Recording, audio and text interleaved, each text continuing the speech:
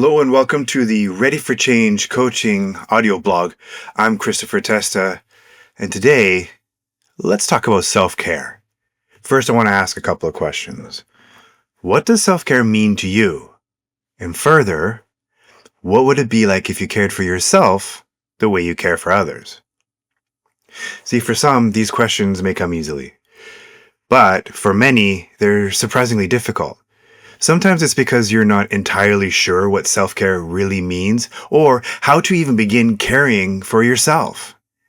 Other times it's because you do know, but putting yourself higher on the priority list just hasn't felt like an option. So, for some people, the term self-care has started to feel cliche.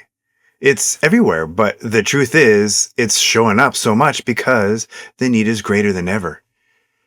With adrenal fatigue, toxic cortisol levels, and relentless anxiety, daily life for many has become pure survival mode.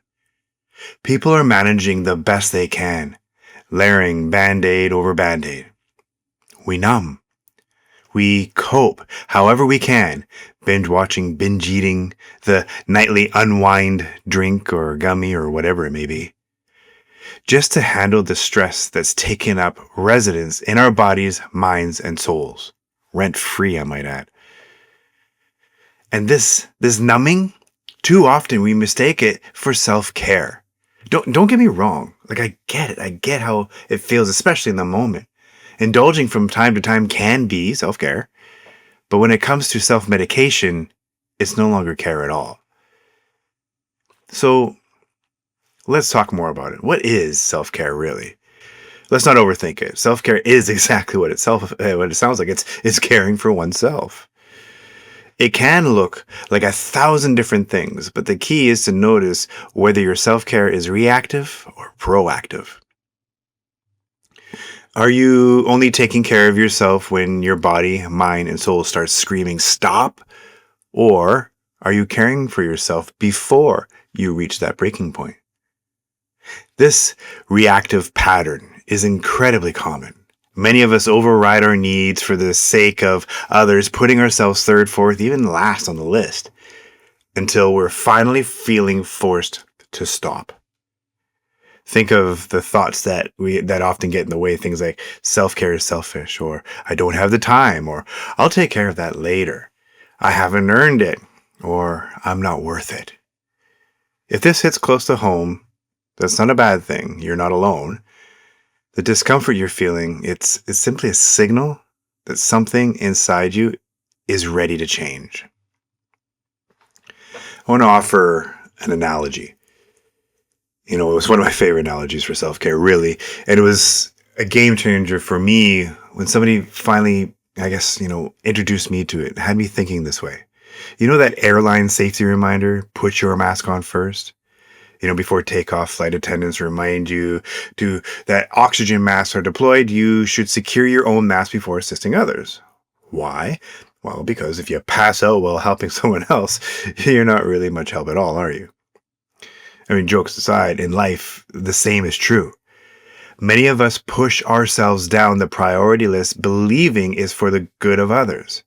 Yet over time, it leaves us drained, less effective, less present, and often unseen in our own needs. Taking care of ourselves isn't selfish, it's responsible.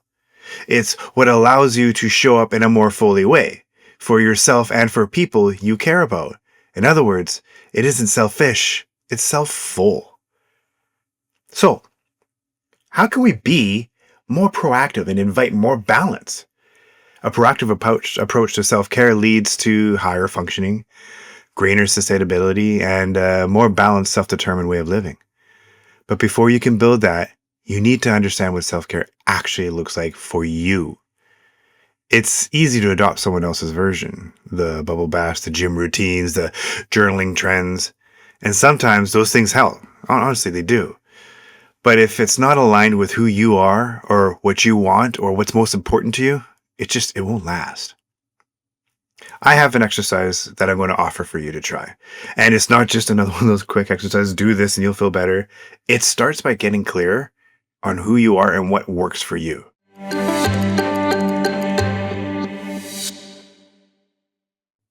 Okay, so this exercise, well, it's an abbreviated version of the self-care planner that I often share with my student coaches. First, grab a piece of paper, pen or pencil, something to that effect. And you're going to create two columns. In the first column, list everything that nourishes and fulfills you. Things that bring you joy, release stress, and help you feel rested and replenished. For example, walking, dancing, organizing, cooking, gardening, reading, writing, taking a bath, listening to music, connecting with friends, those things that really just fill you.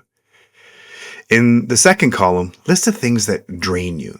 Activities or situations that deplete your energy or create distress. And here's the thing. Some of these may be necessary parts of your daily life. And this isn't about, thinking about it right or wrong or good or bad. It's about just naming that these are some of the things that really do have a draining impact.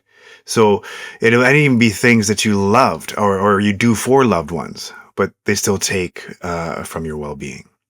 So take a moment to create these two columns now. One, things that nourish, and the other, things that drain you. You can pause and come back in a moment. Okay, welcome back. How long were the lists on two sides? Hopefully they're a little more even, but this is what we're going to continue on with. So we're going to compare the two. Look at the contrast between what nourishes you and what depletes you. Which can be adjusted or eliminated, and where can you add more of what replenishes you? Take a moment to reflect on this now.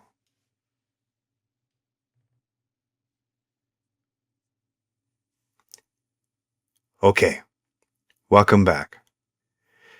Step 3 is to take one small step. No matter what you're doing, anytime you're reflecting on how things can change, it's really important to decide on one small, realistic action you can take every day that supports this decision you're making. In this case, what's one small thing that supports your self-care plan? Something that says, I'm worth the effort. Take a moment to reflect now and think of something that you can actually do. The moment you're done listening to this, you can take this step. Pause and take a moment now.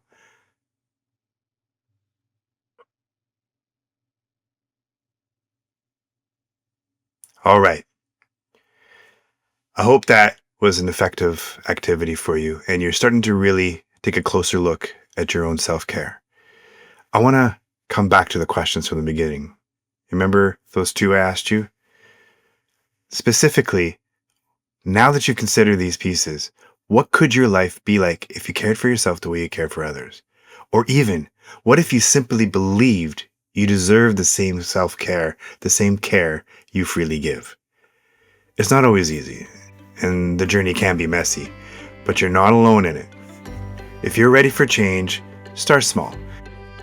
Take one intentional step towards self-care and begin living your desired life. Remember, dare to mess it up and dare to fail forward. Until next time, ciao!